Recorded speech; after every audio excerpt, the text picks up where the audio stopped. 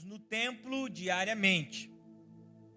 Reuniam-se nos lares para comer e partiam o pão com grande alegria e generosidade, sempre louvando a Deus e desfrutando da simpatia de todo o povo. E a cada dia o Senhor lhes acrescentava aqueles que iam sendo salvos. Vamos orar ao Senhor. Pai, essa é a tua palavra. E nós te louvamos pela vida do teu servo que foi iluminado por ti, Senhor, inspirado para escrever essas palavras. Como elas são úteis para nós. Que o nosso coração nessa noite seja uma terra fértil para ouvir a tua palavra, para receber da tua palavra. E que essa palavra gere em nosso coração a semente na qual o Senhor tanto deseja. Em nome de Jesus. Amém e amém. Como nós vimos na semana passada, você que não estava aqui, e você que não estava aqui, para que você se situe, esse texto fala a forma que a igreja primitiva é aquela logo após os dias de Jesus, a igreja dos apóstolos. E nesses primeiros capítulos do livro de Atos, nós encontramos de fato a igreja de Jerusalém. Aqueles discípulos que até viram Jesus de forma ocular, presenciaram seus sinais, prodígios e maravilhas. Aqui os apóstolos ainda estavam juntos, não haviam sido enviados, os discípulos não haviam sido enviados. Então era uma igreja que estava vivendo aquele refrigério, haviam acabado de receber o Espírito Santo, a promessa. Então a forma que eles se reuniam em torno daquele que nos une, que é Jesus, era da seguinte forma: eles se encontravam para adorar ao Senhor no templo e nas casas. Certamente, como nós falamos na semana passada, o templo ele não era apenas o local aonde eles se reuniam, porque nós precisamos entender o seguinte: esse templo que Lucas nos fala logo nos primeiros capítulos do livro de Atos é o templo de Jerusalém. Então, ele era um local judeu. Como os primeiros crentes em Jesus, eles eram judeus. Então, eles iam na hora da oração, nas horas da oração, durante o dia, até o pátio do templo para orar ao Senhor, mesmo sendo cristãos, mas eles aproveitavam o tempo de adoração a Adonai, o Deus Todo-Poderoso, para testemunhar que Jesus havia morrido, ressuscitado e havia ascendido ao céu. Então, eles iam nesse templo. Esse era o templo que as Escrituras nos fala até esse momento. É claro que na sequência nós vamos ver, quando o Evangelho se espalha, por causa da perseguição que os judeus cristãos sofreram, eles tinham depois um local específico para adoração ao Senhor, fora as casas. Mas esse templo que Lucas escreve para nós era o templo de Jerusalém. O templo e as casas, como nós estamos falando, ele precisa ser um meio para a nossa unidade. Veja que eu estou dizendo para vocês que o templo e as casas são um meio para a nossa unidade, mas não são o fim da unidade da comunhão. O templo precisa ser um local de conexão que nós temos um com o outro.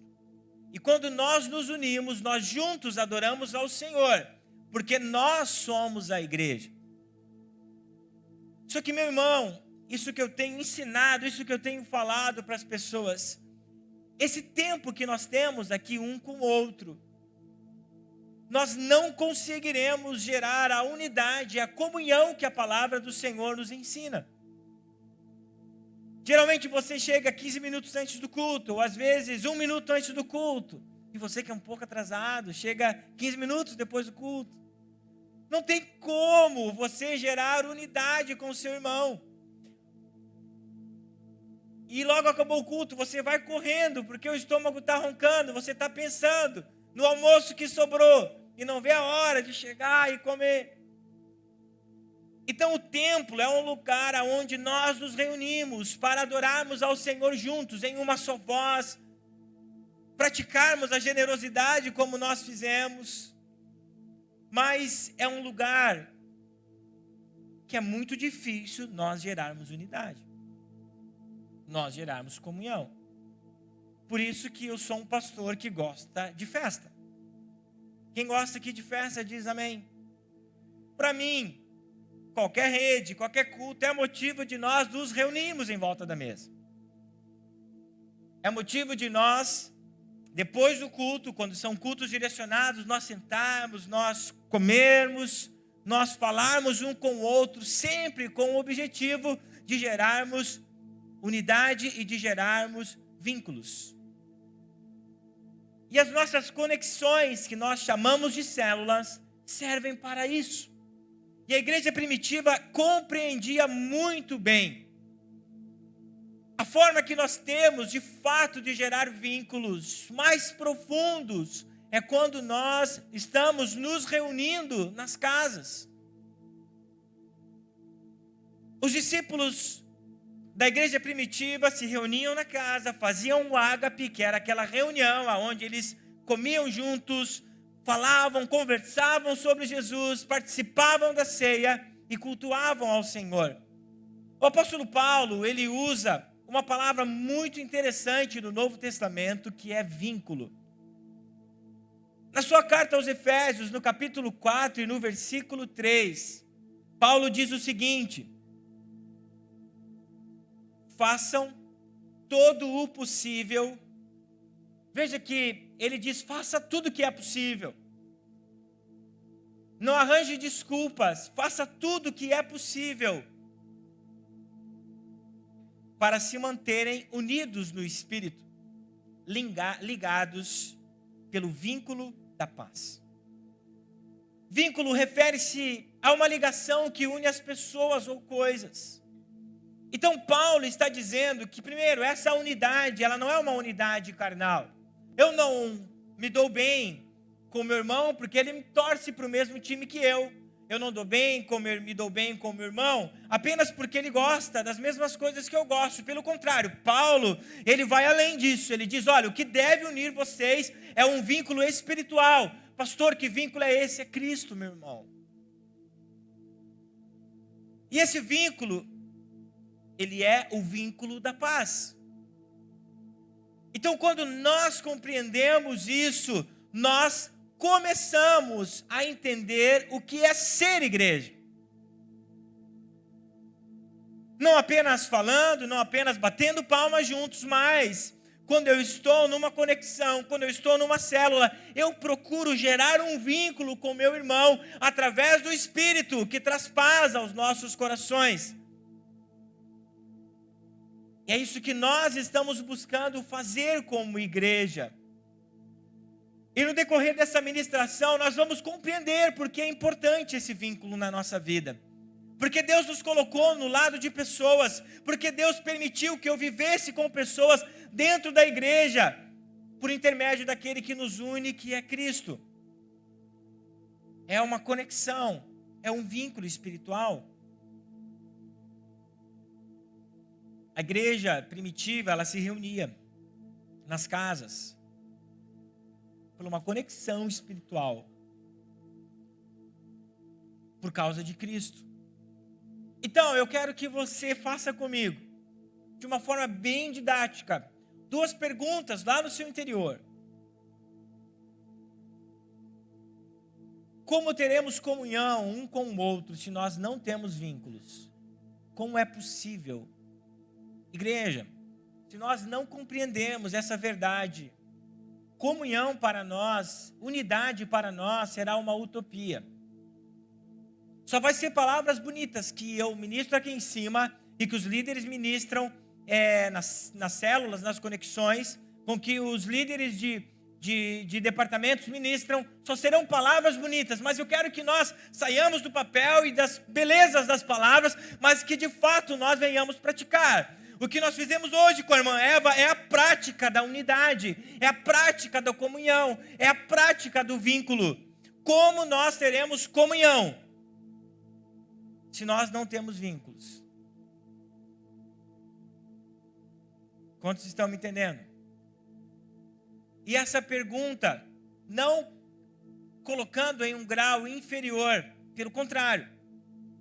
Porque eu falei sobre os templos semana passada. Cara, eu acho que tem um layout muito bonito. Ajuda lá, Michael. Que a Geine trabalhou a semana toda, que não está na tela ali. Dá uma olhada lá. Como teremos comunhão? Não é esse. Só vindo no templo. Como teremos comunhão só vindo no templo? Olha para quem está do seu lado aí. Olha para a carinha dele e pensa, será que ele gosta de lasanha ou de churrasco? Pai, esse daqui é... Sabe? Qual o gosto? Olha para ele e fala assim, ó, não fala. Olha para a cara dele, será que ele gosta de chá ou de café?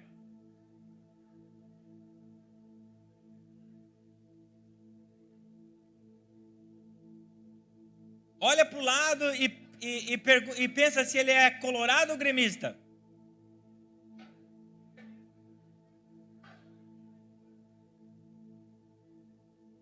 Você não sabe nada. Se você sentar do lado de alguém, não diz que você tem conexão ou vínculo com ele. Está todo mundo me entendendo? Igreja, o que eu tenho sonhado e tenho orado ao Senhor não é apenas que nós sejamos de palavras uma família, mas que de fato nós tenhamos vínculos uns com os outros. Portanto, essa ministração é para nós compreendermos o quanto nossas conexões nas casas são importantes. Porque elas precisam gerar algumas coisas. E eu cito algumas. Salvação, a primeira. Cura, alegria, crescimento, maturidade e generosidade. E para abrir esse entendimento, e que você não vai aplicar apenas nas células, nas conexões que você precisa ir, ouvir no templo, mas você precisa aplicar como regra de vida, isso que Salomão fala em Eclesiastes. Eu quero que você abra comigo, e se você está com uma Bíblia física, marca esse texto. Se você está no celular, marca esse texto, ou coloca no bloco de notas, porque isso é uma lição para a sua vida. Em todos os aspectos, mas principalmente na sua área espiritual. Eclesiastes capítulo 4, versículo 7 até o 12. Diz o seguinte: observei outra coisa que não faz sentido debaixo do sol. É o caso do homem que vive completamente sozinho, sem filho, nem irmão, mas que ainda se esforça para obter toda a riqueza que puder. A certa altura, porém, ele se pergunta, para quem eu trabalho? Por que deixo de aproveitar tantos prazeres? Nada faz sentido, é tudo angustiante. É melhor serem dois do que um, pois um ajuda o outro a alcançar o sucesso. Se um cair, o outro ajuda a levantar-se. Mas quem cai sem ter quem o ajude está em sérios apuros. Da mesma forma, duas pessoas que deitam juntas aquecem uma a outra. Mas como fazer para se aquecer sozinho? Sozinha, a pessoa corre o risco de ser atacada e vencida. Mas duas pessoas juntas podem se defender melhor. Se houver três, melhor ainda. Pois uma corda trançada com 3 fios não se arrebenta facilmente. Eu quero trabalhar agora nos 2 primeiros versículos. Mas antes eu quero que você entenda comigo qual o objetivo que Salomão escreveu em Eclesiastes. O grande objetivo da escrita desse livro é porque Salomão quer mostrar o seguinte: Eclesiastes ensina a futilidade da vida do homem sem Deus.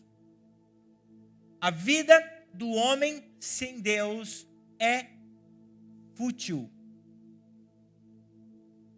O sábio Salomão começa o livro dizendo o seguinte, capítulo 1, versículo 2, vaidade de vaidades, diz o pregador, vaidades de vaidade, tudo é vaidade.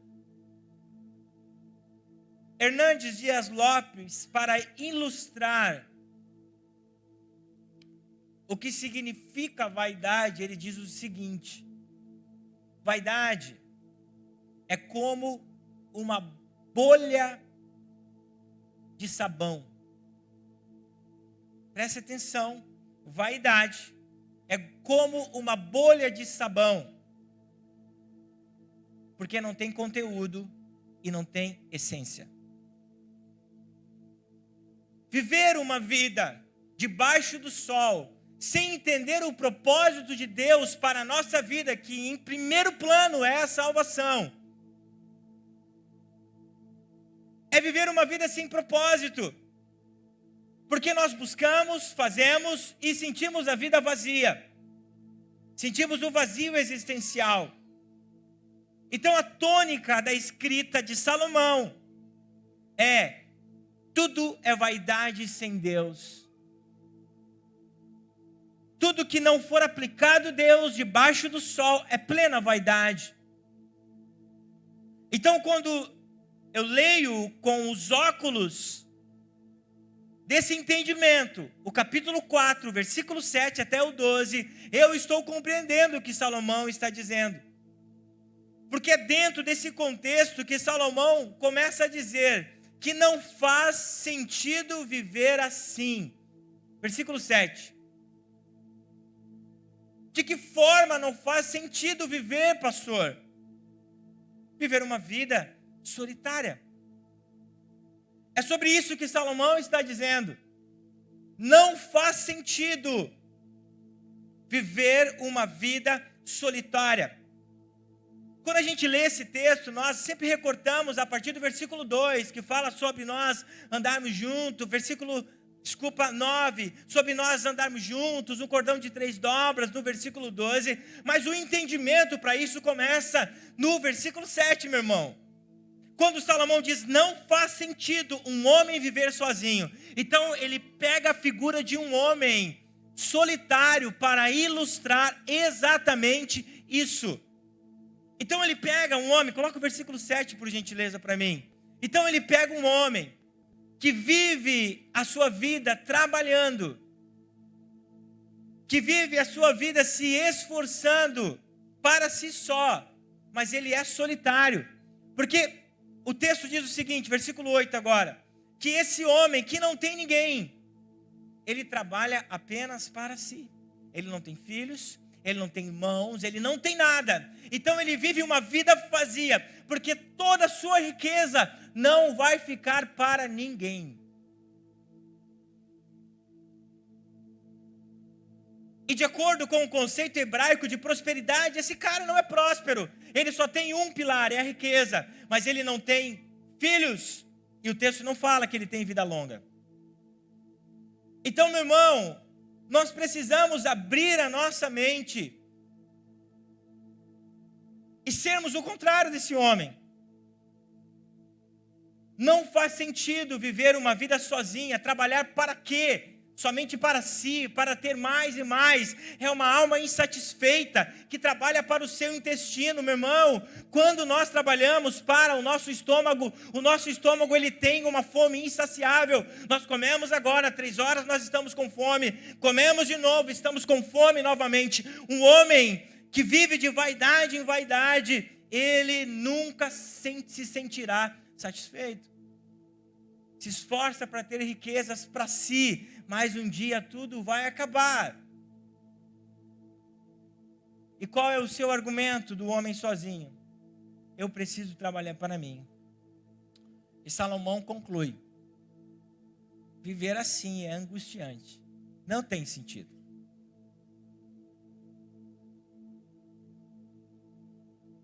E a Bíblia nos ensina que viver sozinho não faz sentido. Deus colocou Adão no jardim, viu aquele cara desesperado, se batendo para tudo quanto é canto. Então ele tem uma grande ideia. Criou as mulheres. Diga para a mulher que está do seu lado, se você é a grande ideia de Deus. Só que o problema é que nós não recebemos o manual de como controlar isso, né? Estou brincando, né, Cláudia? Uma benção, né? Veio sem manual.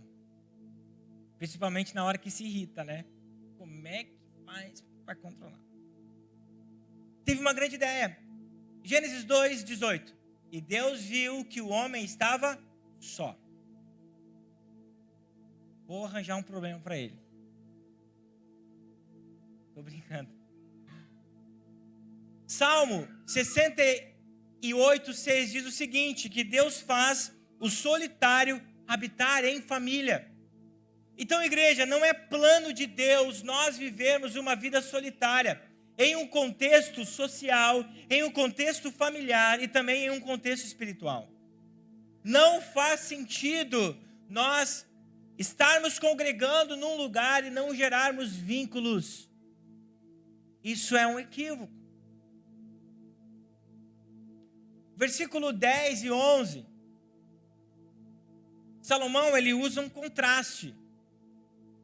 Então, primeiro ele fala sobre os malefícios, ou o malefício de não viver a unidade. E no versículo 9 em diante, ele começa a falar os benefícios. E é nisso que nós precisamos focar a nossa vida familiar, social e espiritual. Meu irmão, se você está muito isolado, cuidado. Você não vai chegar em lugar nenhum. Coloca lá versículo 9 para mim. Porque se caírem, um levanta o companheiro. Mas ai do que estiver só, pois caindo não haverá quem o levante. Também se dois dormirem juntos, eles se aquecerão, mas se um for sozinho, como se aquecerá? Então, esse contraste começa a partir do versículo 9. Eu quero entender com vocês, primeiro, o que o Senhor, ou o que Salomão está dizendo para nós, a partir desses versículos. Deixa eu abrir aqui para mim. Consegue abrir o versículo 9 para mim aí, gente? 7:4, né? Fala o seguinte: é melhor serem dois do que um, pois um ajuda o outro a alcançar o sucesso. Salomão está dizendo que há mais lucro, há mais rendimento quando nós estamos trabalhando com alguém do nosso lado. Quando você está, por exemplo, construindo a sua casa, sozinho. Daí você tem a grande ideia, vou fazer um carreteirão. Fazer uma galinhada com maionese.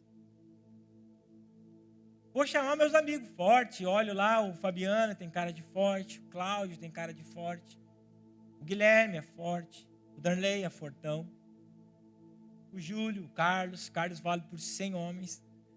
Só escolhe os caras fera, vou chamar. Porque aquilo que eu vou fazer em um dia, com eles eu consigo fazer em 7 dias.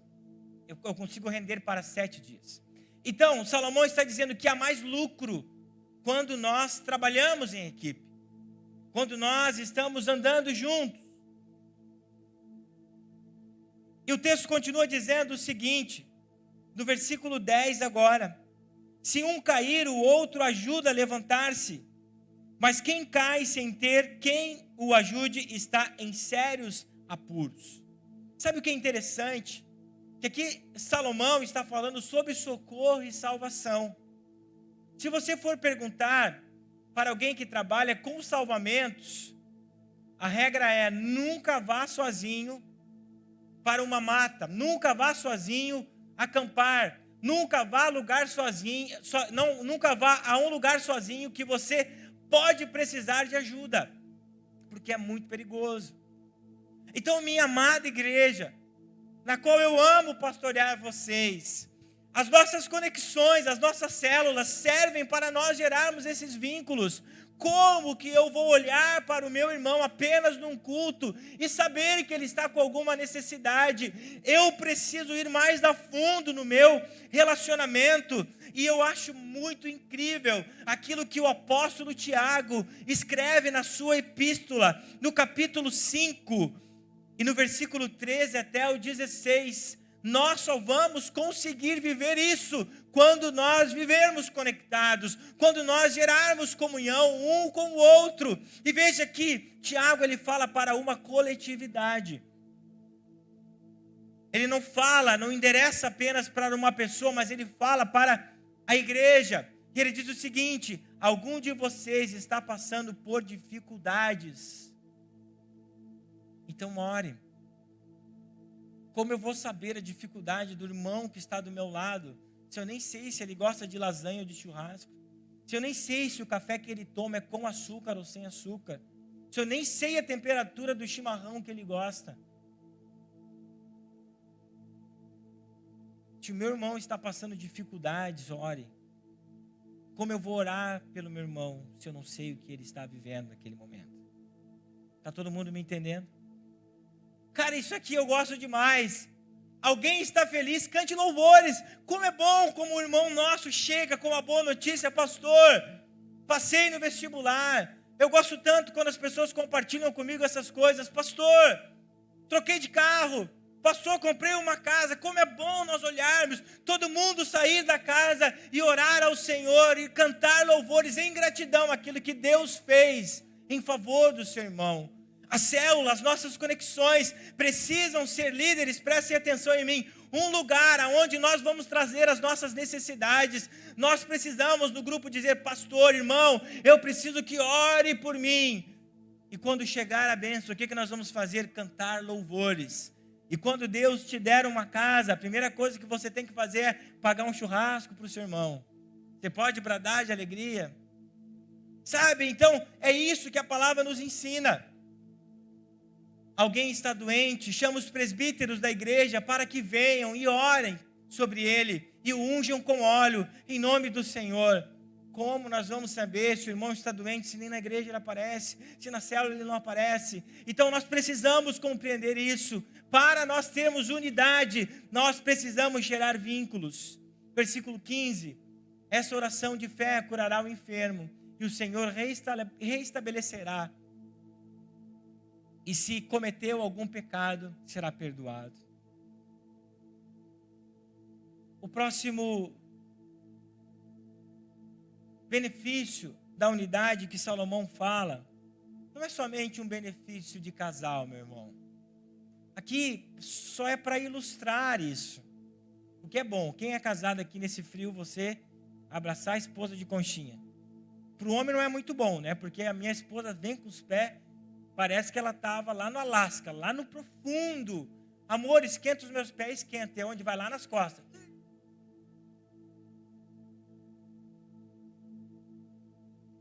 Mas o que Salomão está dizendo aqui? Sobre compaixão.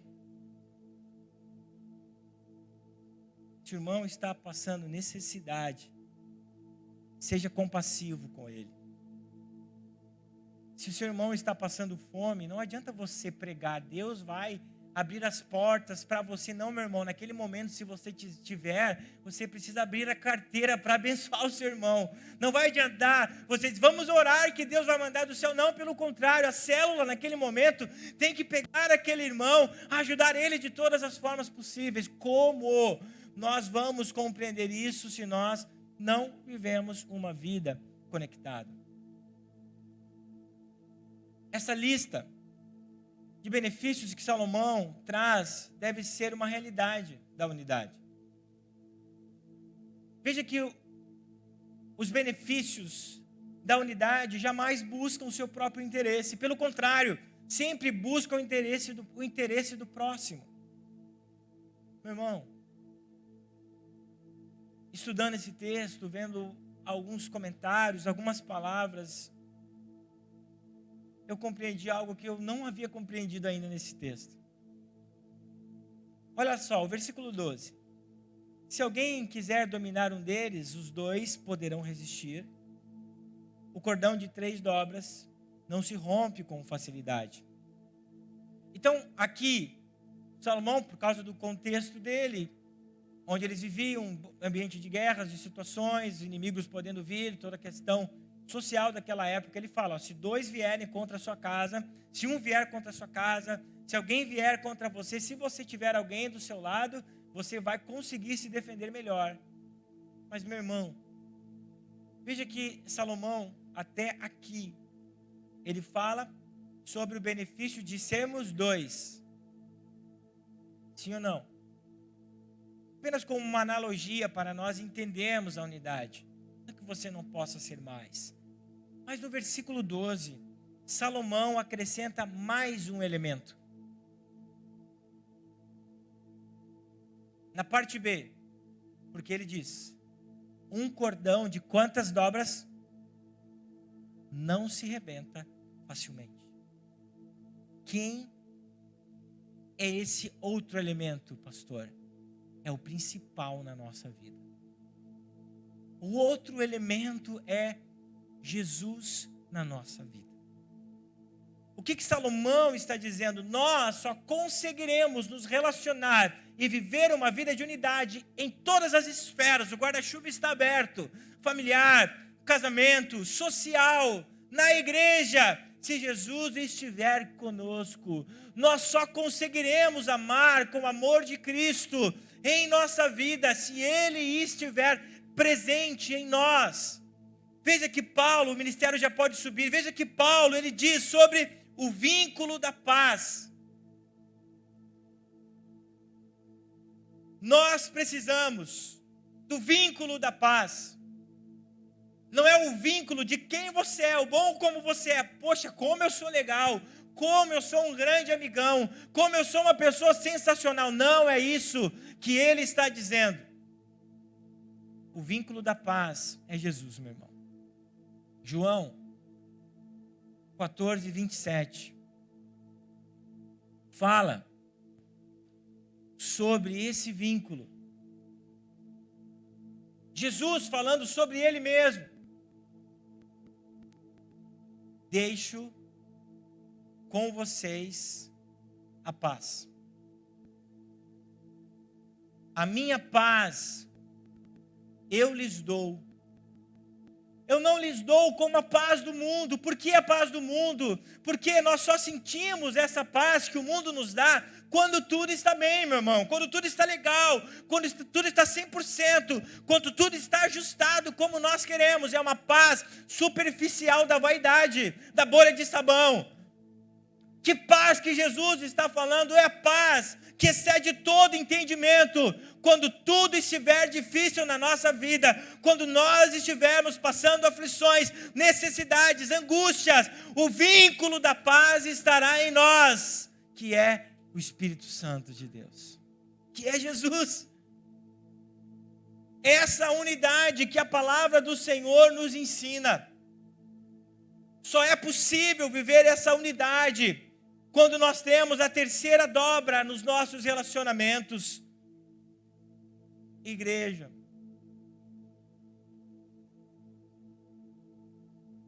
Nós não podemos usar palavras que trazem impactos, frases de apoio, que são bonitas para nós falarmos aqui de cima, para falarmos na célula. Somos a família OBPC.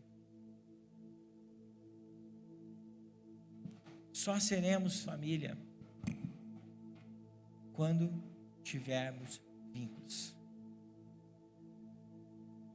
Quando nós cuidarmos uns dos outros. Sabe qual é o meu sonho?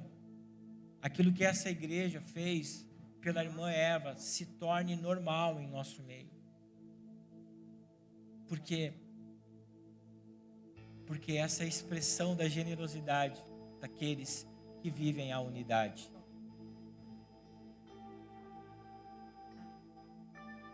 As conexões que nós temos nas casas, que até hoje nós chamamos de célula, servem exatamente para isso. para gerar vínculos. Se você não tinha entendido até agora, por que, pastor, se reunir nas casas? É para isso, meu irmão.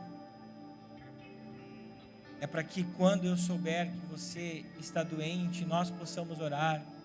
Quando o irmão da célula não ver você presente nas quintas ou no dia que tiver célula, não para cobrar, mas para que ele possa ligar para você perguntando: está tudo bem? Por que você não veio? Está precisando de algo de mim?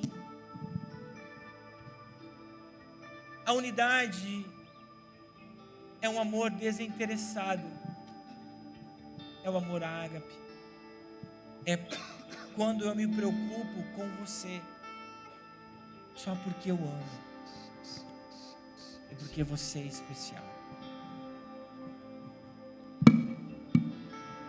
Igreja, nós precisamos gerar vínculo.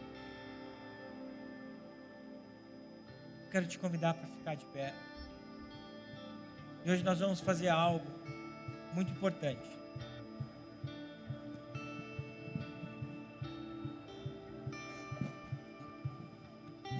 Muita gente aqui pertence a uma célula. Então eu quero que você vá onde está o seu líder. Todos os líderes de célula, levantem as mãos. Temos 12 células. Então, olha para o seu líder e vai na direção dele, que nós vamos orar juntos como células. E se você vê alguém aí sem ninguém, cata essa pessoa e vai dizer: vamos orar juntos.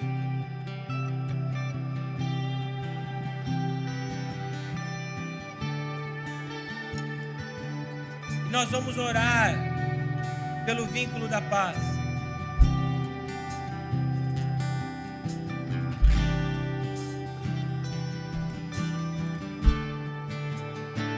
Se você aí está enxergando alguém sozinho, chama ele e fala assim: vem cá que eu quero orar com você. Você vai participar da minha célula. Vai lá, vai, vamos lá. Vamos orar por vocês.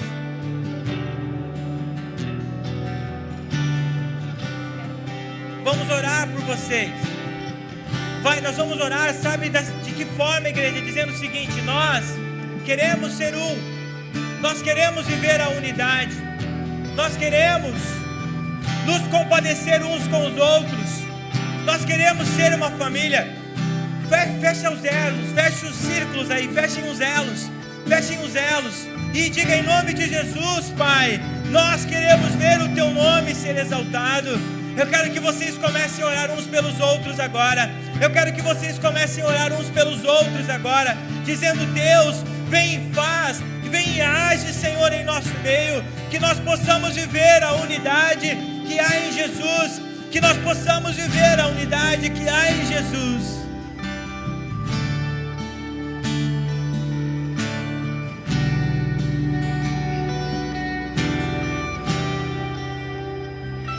Este é um lugar de louvor.